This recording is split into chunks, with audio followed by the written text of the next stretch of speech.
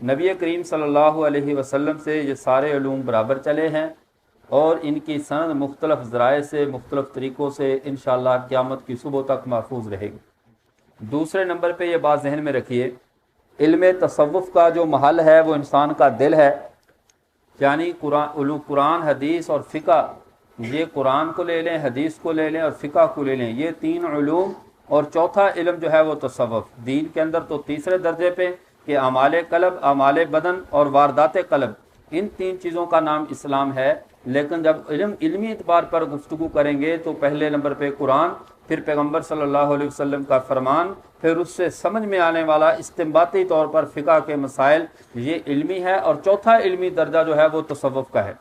اور اس کا محور دل ہے۔ انسان کا جو قلب ہے وہ اس کا محور ہے، اور انسان پوری عمارت دل کے ارد گرد کھڑی ہوتی ہے۔ دل کے اندر جو ہے وہ اس کی ریاضت ہے، عبدیت ہے، انسان کا حسن نیت ہے، ان سب چیزوں کا تعلق دل سے ہے، اور دل میں صفائی اور طہارت آئے تو یہ آدمی کی نیت اور یہ ساری باتیں صاف ہوتی ہیں، اسی کو تصوف کہا جاتا ہے۔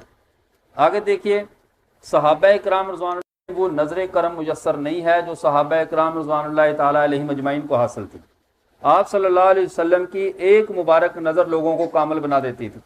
اور آج وہ نظر حاصل نہیں ہے۔ آج یہ ہوگا کہ ریاضت کر کے، مجاہدے کر کے، مراقبے کر کے اور اللہ کے ساتھ پوری دوستی لگا کر اس منزل تک پہنچنے کی کوشش کی جائے گی کہ آدمی کا ظاہر اور باطن جو ہے وہ خدا کا تابع ہو جائے۔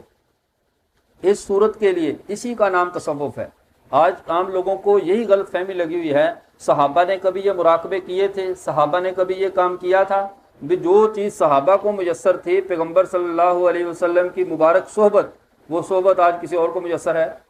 اب آپ صلی اللہ علیہ وسلم کی مبارک مجلس میں بیٹھ کر، اب اگر ایک آدمی گلستان میں رہتا ہے، ہر وقت پھولوں اور خوشبوؤں کے اندر رہتا ہے، اور کوئی آدمی بعد والے کسی دوسرے کو خوشبو ہدیہ پیش کرے، خوشبو لگا لو، وہ کہے میں نے فلاں مالی کو دیکھا تھا باغ کے اندر تھا، اس نے تو کبھی کوئی خوشبو نہیں لگائی، جو اتنے پھولوں کے درمیان رہتا ہے اس نے خوشبو نہیں لگائی، مجھے تم کہتے ہو چنبیلی لگا لو، گلاب لگا لو، میں کیسے لگاؤں؟ اسے کہا جائے گا وہ ہر وقت پھولوں کے اندر اس کی خوشبو میں گرا ہوا ہے، اسے عطر کو لگانے کی ضرورت نہیں ہے کہ یہ پوائزن ہے، یہ فلاں ہے، یہ فلاں ہے، یہ لگانے کی اسے ضرورت نہیں ہے۔ یہ اسے ضرورت ہے جس کو گلاب اور باغ میسر نہیں ہے۔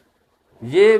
بیعت، یہ سارے معاملات ہم جیسے ان ناکارہ لوگوں کے لیے ہیں جن کو وہ صحبت میسر نہیں آئی جو پیغمبر صلی اللہ علیہ وسلم کی براہ راست اس گلستان نبوت کے اندر جنہوں نے بیٹھ کر لطف پایا ہے، ان کو موجودہ دور کا یہ عطر جو مارکیٹ میں دستیاب ہیں یہ لگانے کی انہیں ضرورت نہیں تھی۔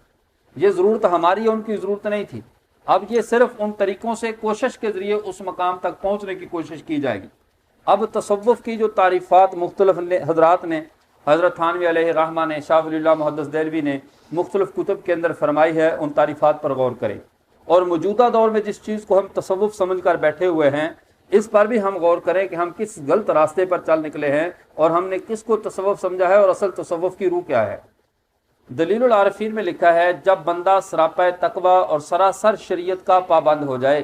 تقوی کا سراپا بن جائے، اس کے اندر غیر اللہ کی اور یہ خدا کی نافرمانی اور غیر اللہ کا کوئی خوف اور محبت کچھ نہ رہے، صرف اللہ ہی اللہ رہ جائے، سراپا تقوی اور شریعت کا پابند ہو جاتا ہے، تب جا کر وہ مقام طریقت پر آتا ہے، تب جا کر وہ مقام طریقت پر آتا ہے۔ اور دوسرا،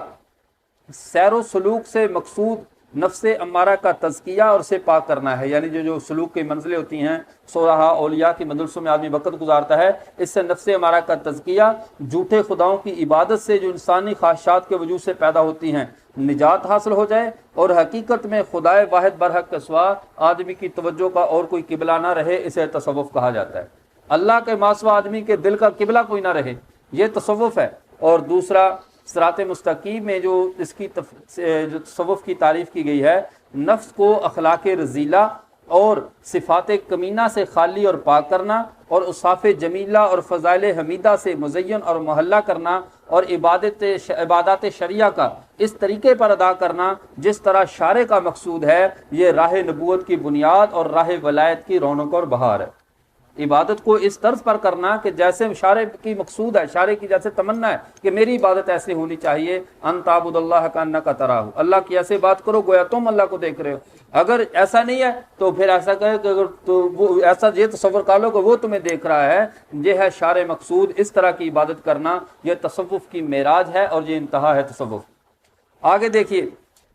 شریعت کے وہ जुज़ जो अमाल बातनी से मुताल्लिक़ हैं, तसव्वुफ़ और सलूक, जो ज़ाहरी जो अमाल ज़ाहरिया से ताल्लुक़ रखते हैं उन्हें फ़िक़ा कहा जाता है, और जो अमाल बातनिया से ताल्लुक़ रखते हैं, तहज़ीब अखलाक, आदमी को अपने बातन की सफाई और ततहीर करना, इसे जो है तसव्वुफ़ कहा जाता है। यानी अमाल ज़ाहिरा, आदमी ने चोरी की, इसका शरई हुक्म क्या है, बदनज़री की, इसका शरई हुक्म क्या है। तो ये जो आदमी के ज़ाहरी गुनाह और ज़ाहरी मामलात हैं, जो उनकी ततहीर करती है और उन मसाइल पर रहनुमाई करती है, उसे फ़िक़ा कहते हैं। और जो बातन के अंदर गंदगियाँ पैदा हो जाएँ, हसद पैदा हो जाए, रकाबत हो जाए, और आदमी के अंदर गीबत, कीना और यानी जो सारी बुराइयाँ दिल के अंदर जमा हो जाएँ, तो उस सूरत के अंदर जो है उसका जो ततहीर करती है जो चीज़, उसे तसव्वुफ़ कहा जाता है।